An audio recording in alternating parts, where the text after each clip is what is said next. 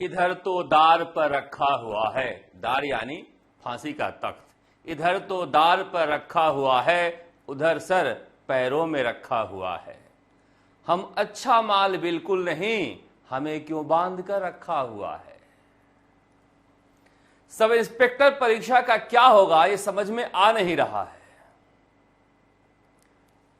सरकार बैठक पूरी करने के बाद भी फैसले के लिए, नतीजे पर पहुंचने के लिए वक्त इतना क्यों ले रही है, यह समझा जा सकता है अगर इस समस्या को हम देखें तो। मगर हमें चुनना है कि किसमें ज्यादा घाटा है, हमें चुनना है कि किसमें ज्यादा फायदा है।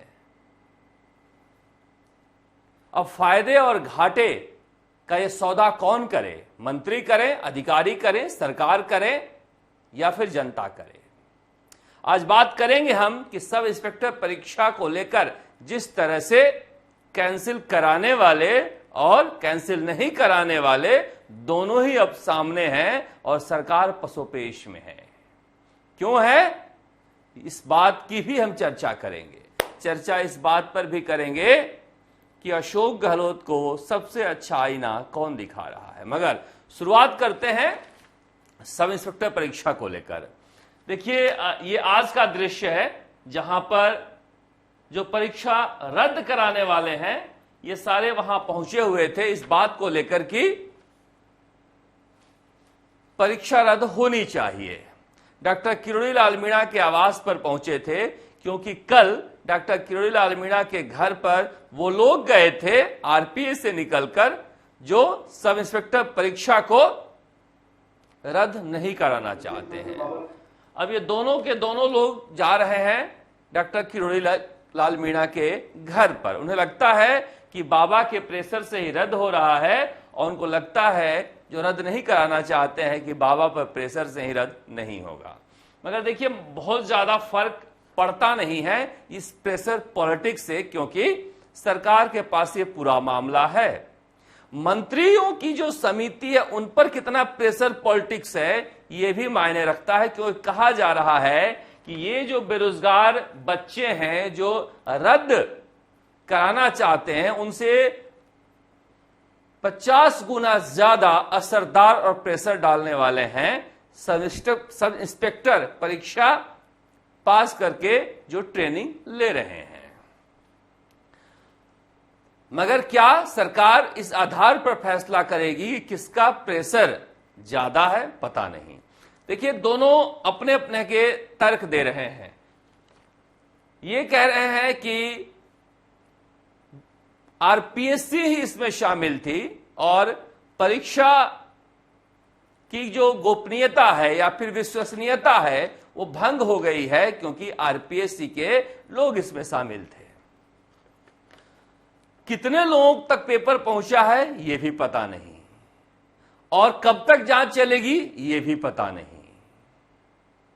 सबसे बड़ी बात यह है कि जांच इतने दिनों बाद हो रही है कि सबूत के अभाव में हमने देखा है बड़े बड़े चोर उचक्के जालिम भी छूट गए हैं। इतने दिनों बाद जब इतने ये असरदार हैं तो फिर क्या एसओजी उन सबूतों को रख पाएगी जिसके आधार पर जो पकड़े गए हैं वो बच जाएं या ना बचें? पता नहीं, क्योंकि बड़ा खतरा है कि वो कोर्ट से बरी होकर वापस किसी थाने में लग जाएं। और समझिए आप, अगर 50 थानेदार वापस लग जाते हैं जिन्हें हम और आप जानते हैं कि यह गलत तरीके से पास हुआ है, तो फिर क्या होगा? मैं सुन रहा था कल एक बच्ची कह रही थी जो रद्द नहीं कराना चाहती है सब इंस्पेक्टर परीक्षा को कि चाहे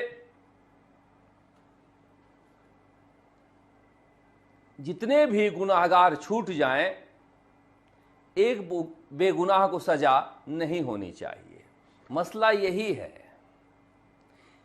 300-400 बेगुनाह भले ही परेशान हो जाएं, मगर 50 भी अगर थानेदार गलत तरीके से थाने में लग गए तो पूरे जीवन वो बेगुनाहों की जिंदगी को नर्क कर देंगे। ये थानेदारी कोई पैसा कमाने वाली नौकरी नहीं है जिसे बना लिया गया। आप लोग कहते हैं 6-6, 7-7 नौकरियां छोड़कर हम थानेदार बनने आए हैं। वाह, समाज सेवा का क्या भाव है दिल में। जी नहीं, पैसे कमाने का भाव है दिल में। थानेदार जो है रक्षक की भूमिका में होता है, सेवक की भूमिका में होता है, प्रारंभिक तौर पर न्याय देने वाला की भूमिका में होता है। अगर इस भरोसे की नौकरी पर संकट हो तो मुझे लग रहा है कि रद्द होना चाहिए। यह कहने वालों का तर्क वाजिब है। मगर दूसरी तरफ अगर हम बात करें उनकी, तो उनका कहना है कि हमारी क्या गलती है, हमने तो पढ़ाई करके, तैयारी करके परीक्षा पास की है, फिर हम क्यों दंश झेलें कि आरपीएससी में किसने गलती की, किसने लापरवाही की। अब उसमें बीच का रास्ता क्या हो सकता है? बीच का रास्ता यह हो सकता है कि जो आरपीएससी में हैं उन्हें दोबारा परीक्षा करा ली जाए। उनका कहना है कि इतना रिगरस ट्रेनिंग हमारा होता है कि 10 बजे अगर कोई ट्रेनिंग खत्म होने के बाद खर्राटा न भरने लगे तो माना जाता है कि वो ट्रेनिंग ठीक से नहीं कर रहा है। ऐसे में हमें पढ़ाई का मौका कहां से मिल सकता है? और पढ़ाई छूटे बहुत दिन हो गया। अब उसका एक दूसरा तरीका है कि इन्हें कुछ ज्यादा समय दे दिया जाए। और हमारा अब भी मानना है कि छात्र अगर मेधावी है, छात्र अगर पढ़ाई करने वाला है, तो इतने दिनों में माइंड की मैच्योरिटी, समझने की क्षमता बढ़ती है। वो ज्यादा बेहतर तरीके से पास हो पाएंगे अगर आप बाई चांस पास नहीं हुए हैं तो। और संख्या वही रखी जाए कि जिन लोगों ने उस वक्त सब इंस्पेक्टर परीक्षा में बैठे थे उन्हीं लोगों को केवल इजाजत दी जाए, बाकी लोगों को नहीं दी जाए। ये एक तरीका हो सकता है और इस तरीके के आधार पर परीक्षा रद्द करके जो सही विद्यार्थी हैं, जो सही तरीके से पास हुए हैं, उनके साथ न्याय किया जाए।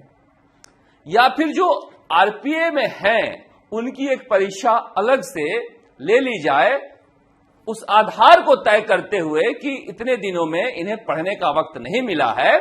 जो बिल्कुल गोबर होंगे वो गोबर ही निकलेंगे। तो कोई ना कोई बीच का तरीका तो सरकार को निकालना होगा। बहुत लोग कह रहे हैं कि हम 6-6, 7-7 नौकरियां छोड़कर आए हैं।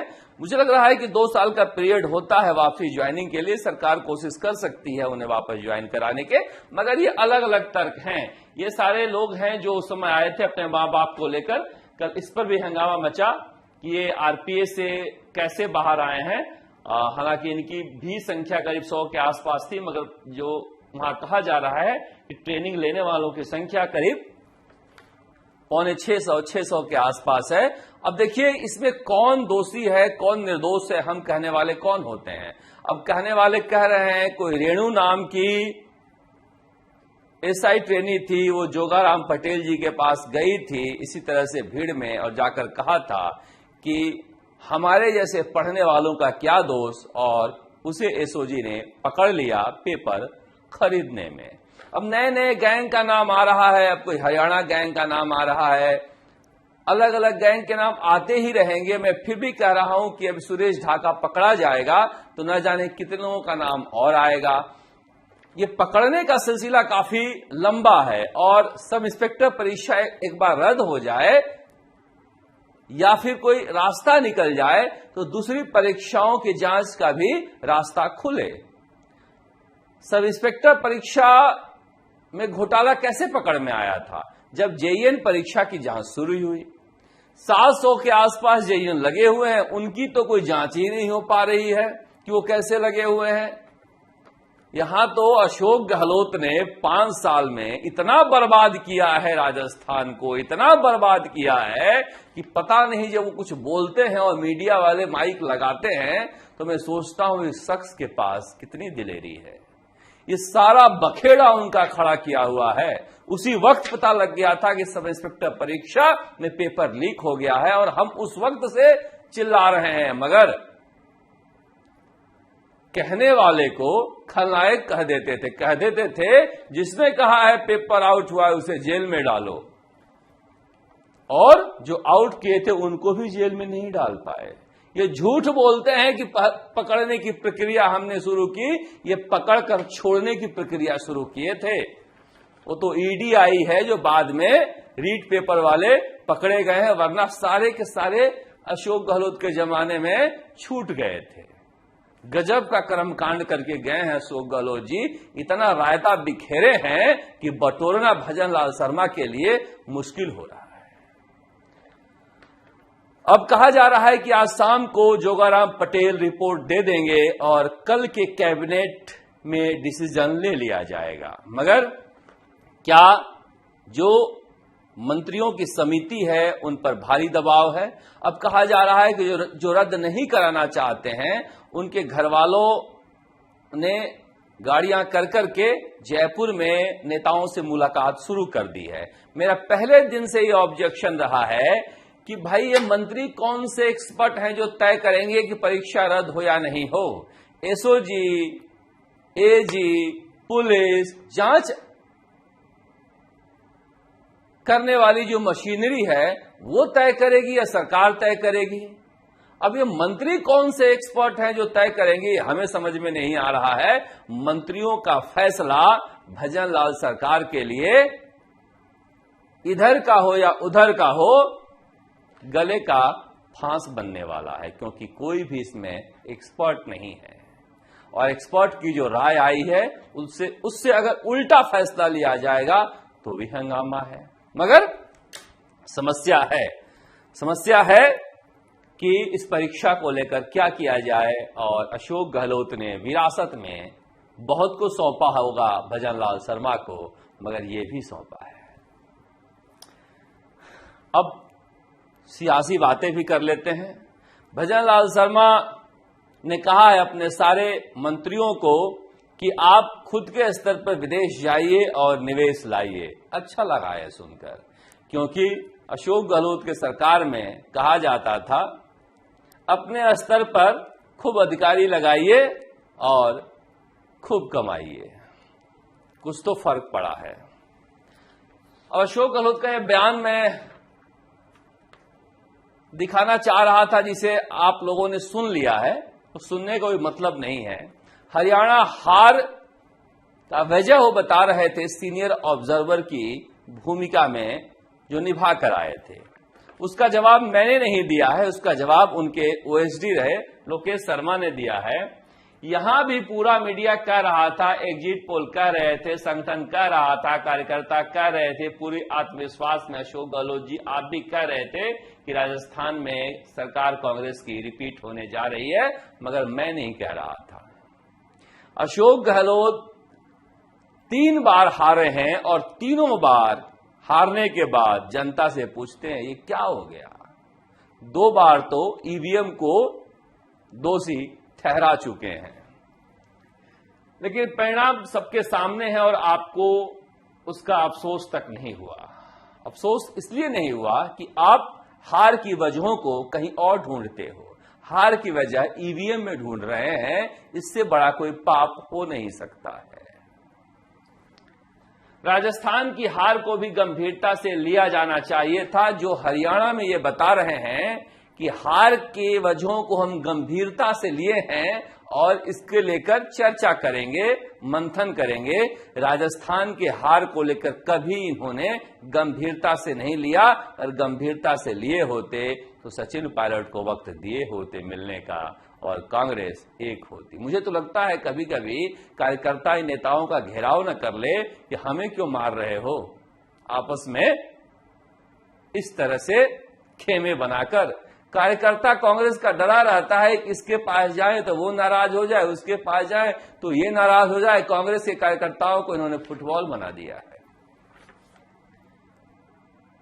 राजस्थान की हार को भी गंभीरता से लिया जाना चाहिए थे कि कौन और क्या कारण हैं, लेकिन यहां तो 10 महीने बाद भी हार की जिम्मेदारी और कारण तय नहीं हो पाए। आखिर खुद के फायदे के लिए आलाकमान और कांग्रेस पार्टी को कितना धोखे में रखा जाएगा, ये लोकेश शर्मा ने पूछा है अशोक गहलोत से। 10 साल सेवा किए हैं, सेवक को पूछने का हक तो बनता ही है, हम तो पूछते ही रहते हैं। हरियाणा के हार के कारणों पर विचार किया जाएगा, अशोक गहलोत कह रहे हैं। क्या राजस्थान के हार के कारणों पर कभी उन्होंने विचार किया?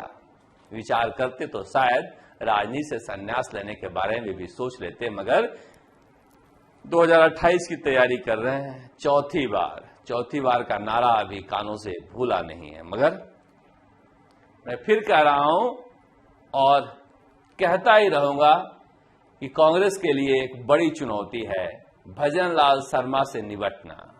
वसुंधरा राजे से निपटना बहुत आसान था बजाय कि भजन लाल शर्मा से। आप मजाक उड़ाते उड़ाते उनको स्थापित कर दीजिएगा और आपके पैरों के नीचे से जमीन कब खिसक जाएगी पता ही नहीं चलेगा। जातिगत जो ताना बाना बुना गया था हरियाणा में, कमोबेश उसी तरह की सफलता राजस्थान में मिली जो हरियाणा में मिली थी। उसी तरह के ताने बाने को बुनकर कहीं उस उलझन में उलझकर कांग्रेस फिर से न गिर जाए, इसका भी ध्यान रखना जरूरी होगा। आप देखते रहिए राजस्थान तक। नमस्कार। जयपुर से शरद कुमार।